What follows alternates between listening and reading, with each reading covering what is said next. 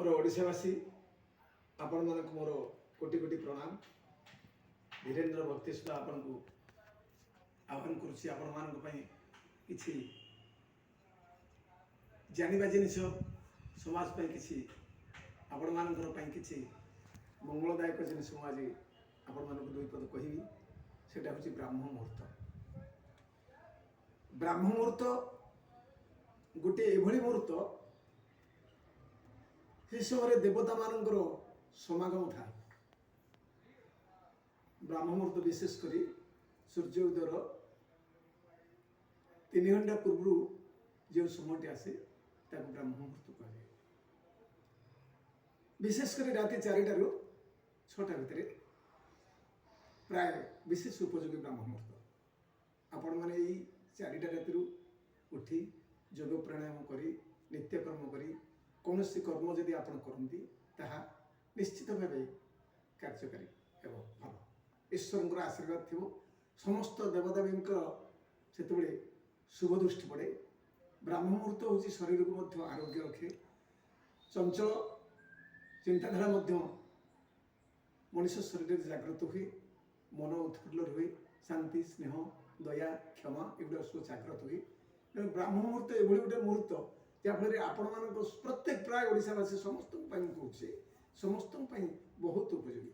कहीं विशेषकर ये ब्राह्म मुहूर्त जो आप उठे सर्वप्रथमे आपड़ सेज मध्य आपण करें गोटे मंत्र अच्छे से मंत्र को उत्थापन करी से मंत्र को जप करी आप शଯ୍ୟା त्याग करेंगे। मंत्रटी हूँ कराग्रे वसते लक्ष्मी कराग्रे सरस्वती करमूले तू गोविंदन प्रभात कर दर्शन। आपण 3 थर कहे 3 थर कही आप शଯ୍ୟା त्याग करेंगे और निजर नित्यकर्म करेंगे। समस्त शौच गाधुआ पाधुआ लाट्रिन फाट्रिन जहाँ आपंकर कार्य अच्छे समस्त कर सारा पर पूजा विधि आयोजन करेंगे। ब्राह्म मुहूर्त ठाकुर पूजा कले प्रभु शांति होंगे। कहीं तार कारण हूँ से समस्ते समस्ते माने सतेज था। समस्त मन प्रत्येक देवता मानकर मन भितर थाए आनंद उल्लास। कहीं ब्राह्म मुहूर्त योगी मुनि ऋषि समस्ते उठी निजर नित्यकर्म करते। आम केते प्रकार खाद्य खाऊ किंतु ऋषि मैंने किसी खाद्य खाऊना, मुनि मैंने किसी खाद्य खाऊना। दिन को गोटे वक्त खाइले बहुत पानी पी जीवन निर्वाह से तेणु आम 3 वक्त खाई एते उच्च कोटीर पुष्टिकर खाद्य खाई आम बयस सीमा आमर 50-60 होनी कि ऋषि मैंने 100 वर्ष बंचुन। तार महात्मा है केवल ब्राह्म मुहूर्त से उठी निजर नित्यकर्म करती और ईश्वर ध्यान करती। महामंत्र जप कर आहरी भल निश्चित।